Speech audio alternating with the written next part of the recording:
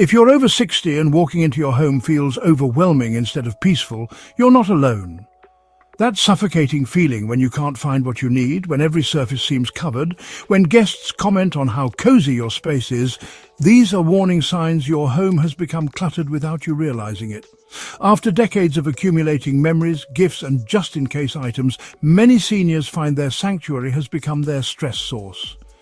Today, I'll reveal the 16 hidden clutter culprits that are stealing your peace of mind, making your home feel smaller, and potentially creating safety hazards. The last one will shock you. It's in 90% of senior homes, but nobody talks about it. Welcome back to the Senior Reset, where we help you create the life you deserve after 60.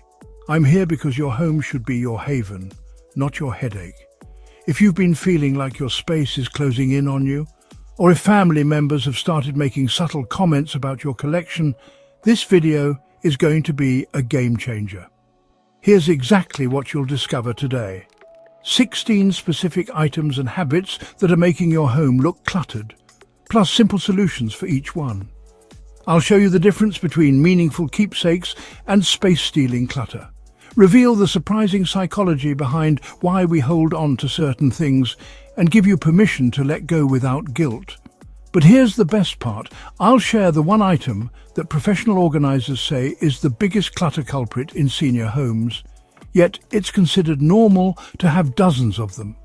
This revelation alone will transform how you see your space. Before we dive in, do me a favor. Look around your room right now and count how many surfaces are completely clear. Drop that number in the comments. And if this video helps you reclaim even one space in your home, hit that like button and subscribe for more life-changing tips for your golden years. Ready? Let's reset your space together.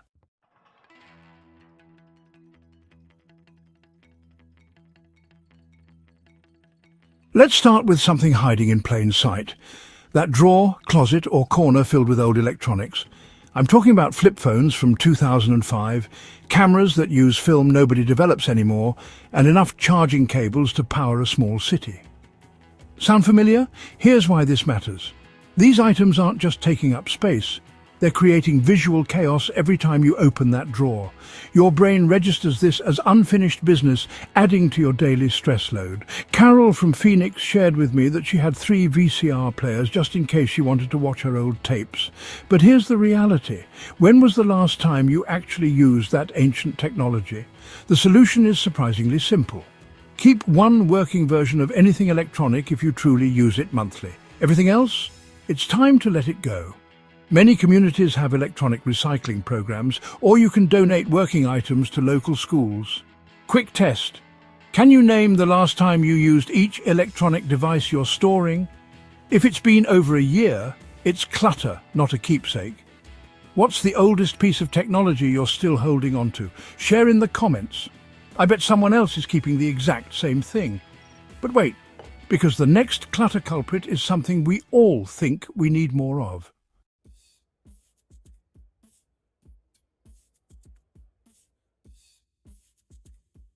Your kitchen probably tells the story of every cooking phase you've gone through, the bread maker era, the juicing revolution, the air fryer obsession. But here's what's happening. These gadgets are stealing precious counter space and making your kitchen feel cramped and chaotic. I'm not talking about your daily use coffee maker or the mixer you actually use for holiday cookies. I'm talking about that pasta maker you were excited about 3 years ago, the 8 different can openers somehow multiplying in your drawers, or the specialty cake pans for occasions that never seem to come. Here's the real problem. When every surface and cabinet is packed, cooking becomes stressful instead of enjoyable. You can't find what you need when you need it, and meal preparation feels like an archaeological dig. The transformation is simple but powerful. Keep appliances you've used in the past 6 months and genuinely love using. Everything else is fair game for donation. 1 can opener is enough, I promise. Those duplicate measuring cups? Keep your favorite set. A practical tip. If you haven't used a kitchen gadget in a year, box it up.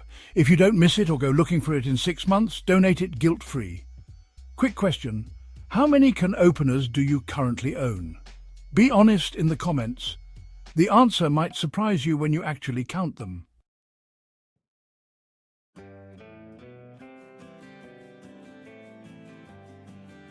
Books are beautiful, but when they're stacked horizontally on top of vertical rows, spilling onto side tables and creating towers on the floor, they've crossed from collection to clutter. And don't get me started on those magazine subscriptions that seemed like such a good idea. Here's what's really happening. Those overstuffed shelves are visually overwhelming your space and making rooms feel smaller and more chaotic than they actually are. Plus, when books are crammed together, you can't even see what you have, defeating the purpose of keeping them. The emotional attachment to books is real, I get it. But ask yourself honestly, are you keeping books you'll actually reread, or books that represent who you used to be or thought you wanted to become? Here's a gentle approach that works. Keep books that fall into these categories: true favorites you'll reread, reference books you actually reference, and current reading pile. Everything else can find a new home where it'll be appreciated. For magazines, here's the rule. If it's over 6 months old and you haven't referenced it, it's outdated information taking up valuable space. Most articles are available online now anyway. Try this. Can you easily see and access every book you own? If not, it's time for some thoughtful curation. What's the oldest magazine you're currently keeping? Drop the year in the comments.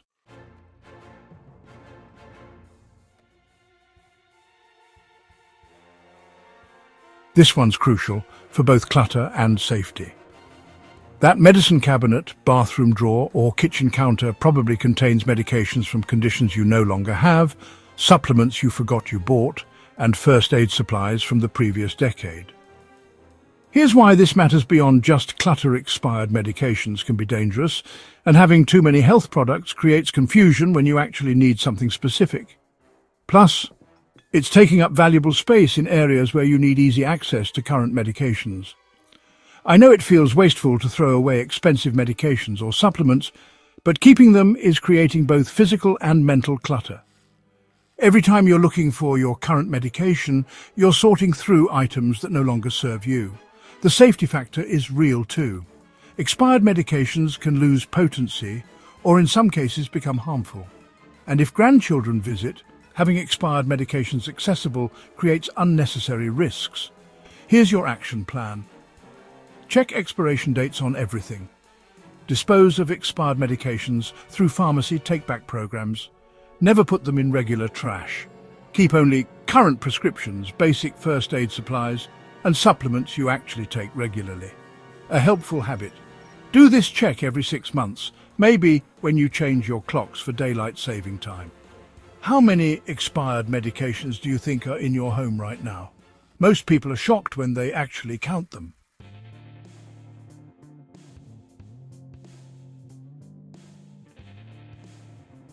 Your closet might be telling the story of every size you've been, every job you've had, and every social event you've attended over the past decades.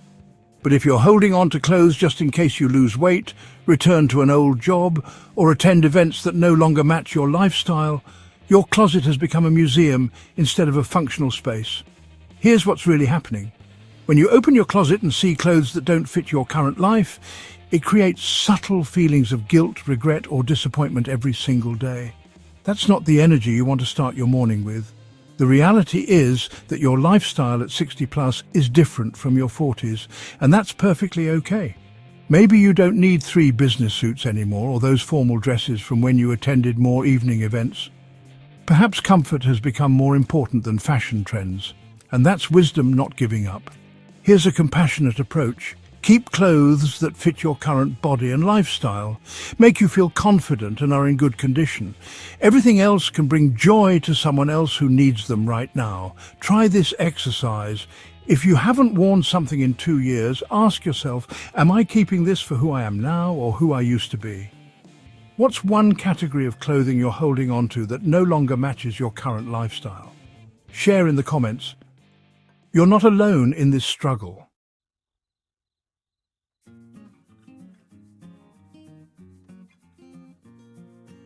We all have them. That lamp with the loose wire, the picture frame with the cracked glass, the chair that wobbles, or the small appliance that works most of the time. These broken items are creating visual and mental clutter because they represent unfinished tasks on your subconscious to-do list. Here's the psychological impact you might not realize. Every time you see these broken items, your brain registers them as problems to solve. This creates a low-level stress that accumulates throughout your day, making your home feel less peaceful than it should. The "someday I'll fix it" mentality keeps us holding on to items that are actually draining our energy. If something has been broken for more than 6 months and you haven't prioritized fixing it, that tells you something important about how much you actually need or value that item. Here's a practical approach. Set aside one afternoon for decision-making. For each broken item, ask yourself, is this worth the time and money to repair? Or am I keeping it out of guilt or habit?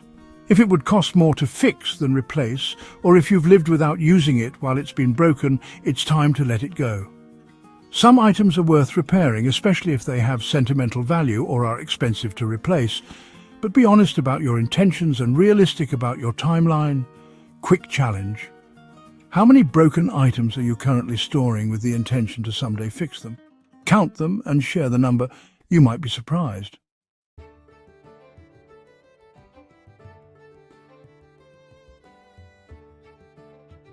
You know, those decorative objects that once brought you joy might now be creating a bit of visual chaos instead of beauty. I'm talking about collections that have grown beyond your display space, knickknacks covering every surface, or decorative items that no longer reflect your current taste, but well, you keep out of habit or maybe obligation. Here's what happens when every surface is covered. Your eye has absolutely no place to rest, making rooms feel busy and overwhelming instead of peaceful.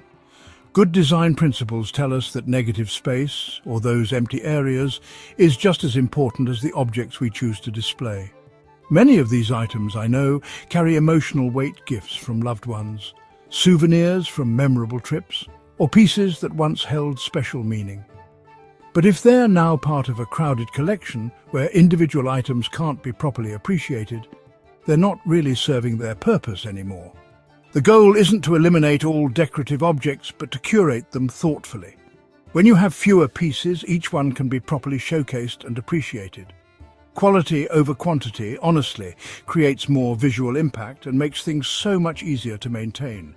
Here's a gentle approach. Choose your absolute favorites, pieces that still bring you joy every time you see them.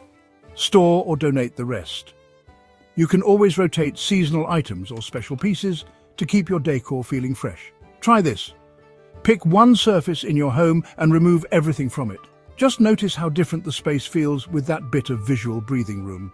So, what's your favorite decorative piece that you'd keep no matter what? Share in the comments.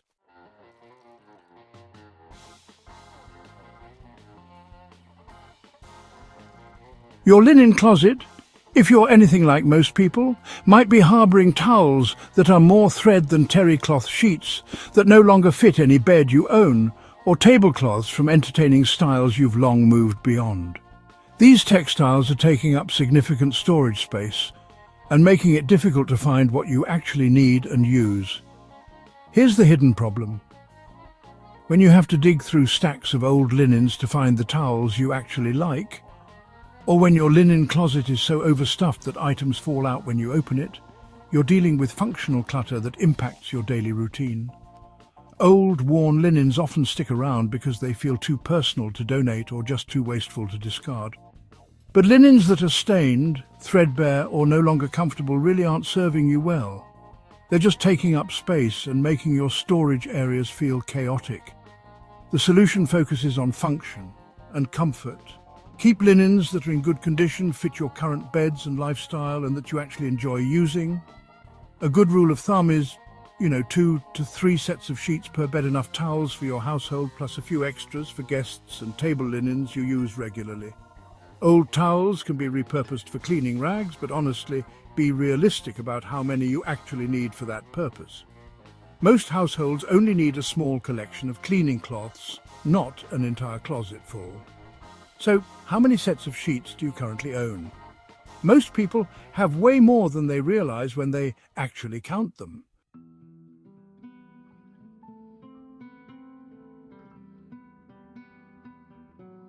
Under your sinks, in bathroom cabinets and scattered throughout your home, you probably have multiple bottles of the same cleaning product, expired toiletries and beauty products you bought but never used. This creates both visible clutter and a bit of hidden chaos in your storage areas. Here's what's happening. When you can't easily see what you have, you end up buying duplicates during shopping trips. Then these excess supplies create crowded, disorganized spaces that make finding what you need frustrating and time-consuming. The psychology behind this accumulation often comes from sale shopping or bulk buying that seemed economical at the time. But if products expire before you use them, or if you have so many that you forget what you own, you're not actually saving money. You're just creating clutter and waste. Toiletries and beauty products are particularly problematic because many have expiration dates, and keeping expired products can actually be counterproductive or even harmful for your skin and health. Here's your streamlining strategy. Keep one backup of frequently used items, but avoid stockpiling unless you have unlimited storage, and use products quickly. Check expiration dates regularly and, be honest about products you'll never actually use, even if they were expensive when you bought them. For cleaning supplies, a few effective multi-purpose products work better than a cabinet full of single-use cleaners you rarely reach for. So, what's the most surprising duplicate item you've discovered in your home? Share in the comments. We've all been there.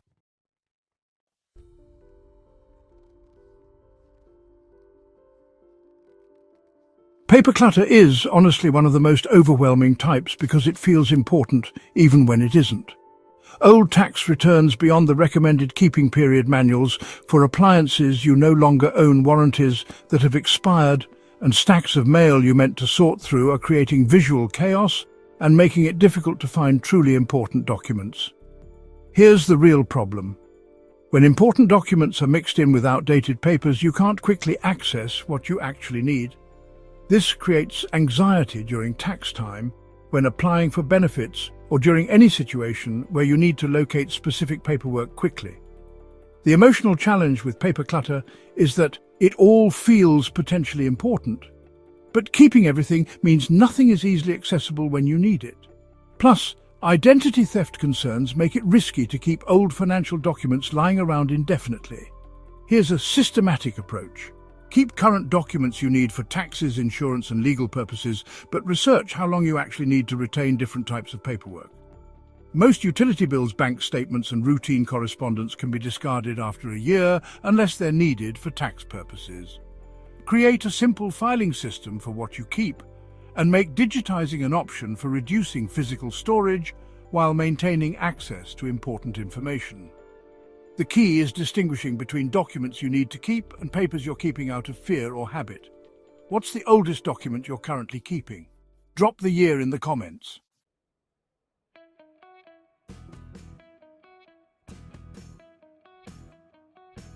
That treadmill that's become a clothing rack, the exercise bike gathering dust, or the collection of workout DVDs and equipment from every fitness trend you've tried. Unused exercise equipment is taking up significant space while serving as a daily reminder of good intentions that didn't stick. Here's the psychological impact that's harder to see. Every time you look at unused exercise equipment, it can trigger feelings of guilt, failure, or disappointment in yourself. Instead of motivating you to exercise, it's actually creating negative emotional associations with fitness. The reality is that your exercise preferences and physical capabilities may have changed over the years, and the equipment that seemed perfect when you bought it might not match your current needs or interests. That's not failure. That's evolution. Maybe you've discovered you prefer walking outdoors to using a treadmill, or perhaps yoga videos work better for you than the weight set taking up space in your spare room. Your fitness journey should adapt to your current lifestyle, not be constrained by past purchases. Here's a practical approach. If you haven't used exercise equipment in 6 months, be honest about whether you'll realistically use it in the future. Consider what types of physical activity you actually enjoy now and keep equipment that supports those activities. Someone else could benefit from the equipment that's not serving you anymore. Donating it gives it new life instead of letting it continue gathering dust. What piece of exercise equipment are you holding on to that you haven't used in over a year?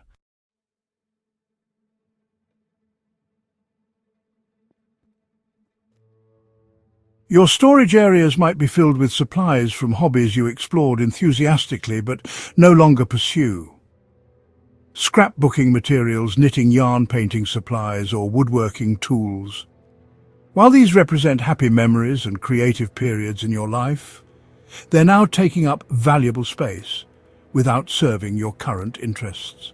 Here's what's really happening.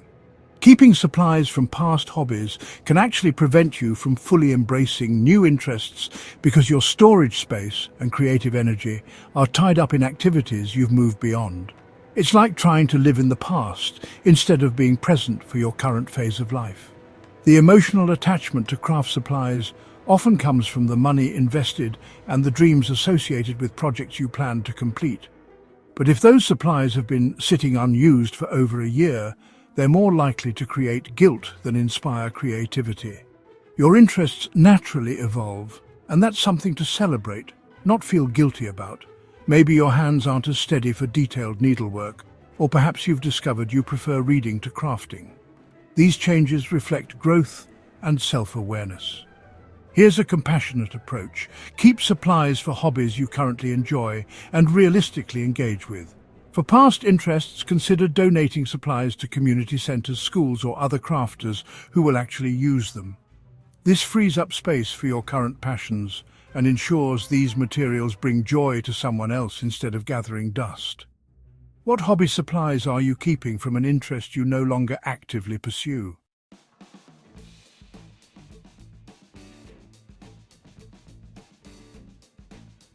Holiday decorations can multiply over the years until they require significant storage space and create overwhelming setup and takedown tasks that honestly make celebrating feel more like a chore than a joy. If decorating for holidays has become stressful because you have just too much to manage, your collection has grown beyond what serves you. Here's the hidden burden. When you have more decorations than you can realistically use or display well, the thought of decorating becomes overwhelming instead of exciting. You might even skip decorating entirely because it feels like too much work, which, defeats the purpose of having decorations at all. Many holiday items stick around because they represent memories of past celebrations or gifts from family members. But if they're stored in boxes that never get opened, or if setting up requires multiple days and leaves you exhausted, you're not actually honouring those memories. You're letting them become a burden. The goal is to keep holiday decorating enjoyable and manageable. This means curating your collection to items that truly bring you joy, and that you can realistically use without overwhelming yourself. Here's a practical approach. Keep your absolute favourite pieces for each holiday, items that make you smile every time you see them. Let go of decorations that are damaged, outdated, or that you haven't used in recent years. Consider your current living situation too. If you've downsized, your decoration collection should reflect your new space and energy levels. How many boxes of holiday decorations are you currently storing? Most people are surprised when they actually count them.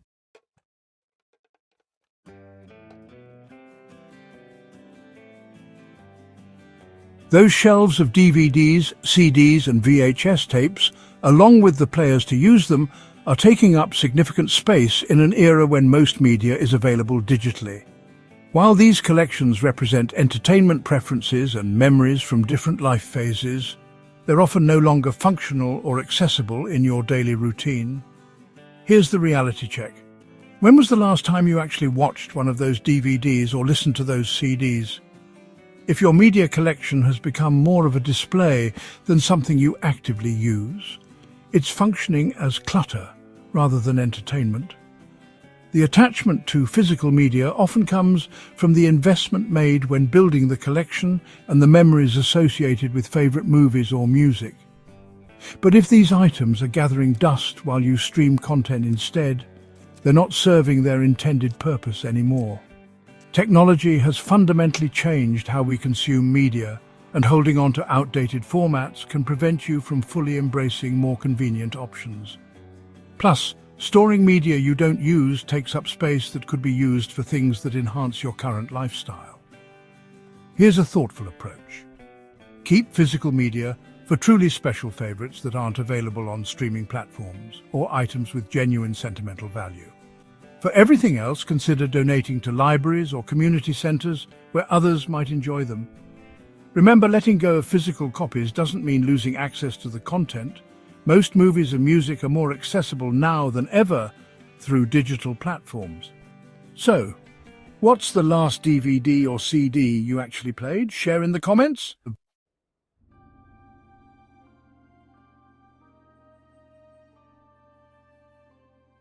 Your cabinets might be filled with serving platters, specialty dishes, and entertaining accessories from when you regularly hosted large gatherings. But if your social patterns have changed and you no longer host big dinner parties or family celebrations, these items are taking up valuable kitchen storage without serving your current lifestyle.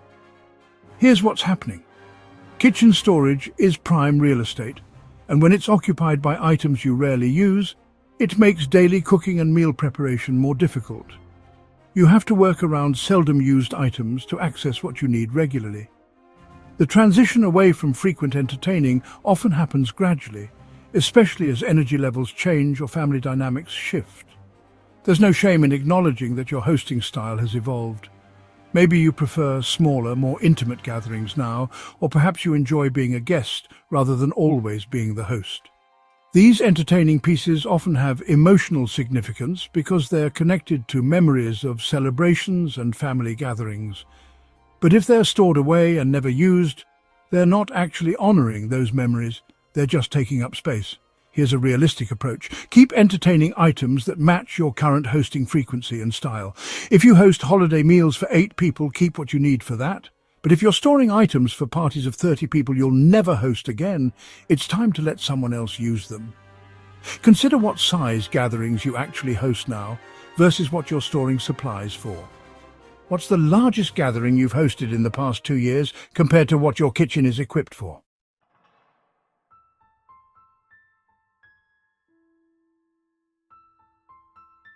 Here's the big one that professional organizers say is in 90% of senior homes. Boxes or storage areas filled with sentimental items that aren't displayed, organized, or even easily accessible. These might be children's artwork, family photos never put in albums, inherited items you don't use but feel guilty about discarding, or mementos from every life phase and vacation. This is the most challenging clutter category because every item feels meaningful, but when everything is stored without organization or purpose, nothing gets the attention and respect it deserves. These boxes become time capsules that create guilt rather than joy. Here's what's really happening. When sentimental items are stored without a plan, they become a burden rather than a blessing. You know they're important, but they're not accessible for enjoying or sharing. Instead, they create anxiety about someday dealing with them. The emotional weight of these items can be paralyzing. You don't want to dishonor memories or disappoint family members, but you also can't live in a museum of your past. Finding balance between honoring memories and maintaining a functional living space is crucial for your well-being. Here's a loving approach. Choose the most meaningful items to display or store properly. Create photo albums or memory boxes that can actually be enjoyed. For inherited items, keep pieces that genuinely bring you joy or that you actually use. Remember, memories live in your heart, not in boxes. Letting go of excess items doesn't mean forgetting. It means making space for your current life while honoring your past appropriately.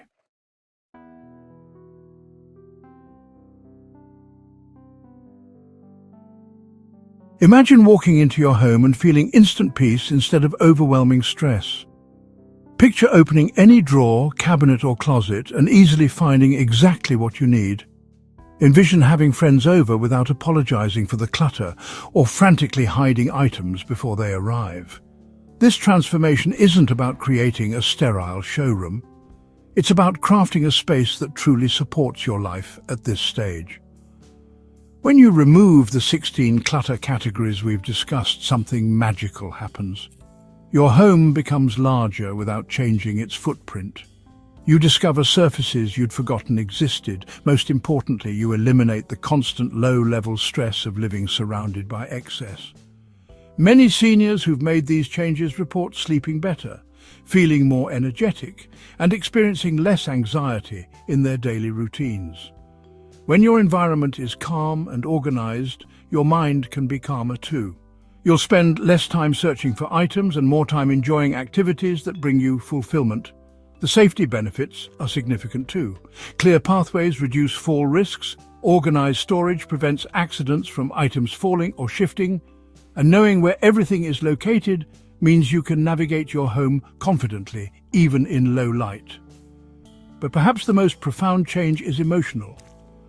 When your home reflects your current life, rather than being a museum of your past, you give yourself permission to fully embrace this phase of your journey. Your space becomes a launching pad for new experiences rather than an anchor to old obligations. Your home should energize you, not drain you. It should be a sanctuary that supports your goals and dreams, not a storage facility for items that no longer serve your life. If this video opened your eyes to clutter you hadn't noticed before, you're already on your way to transformation. Start with just one category today. Maybe those old magazines or expired medications. Small steps create big changes over time. Did you count how many of these 16 categories apply to your home? Share that number in the comments and let our community support your decluttering journey.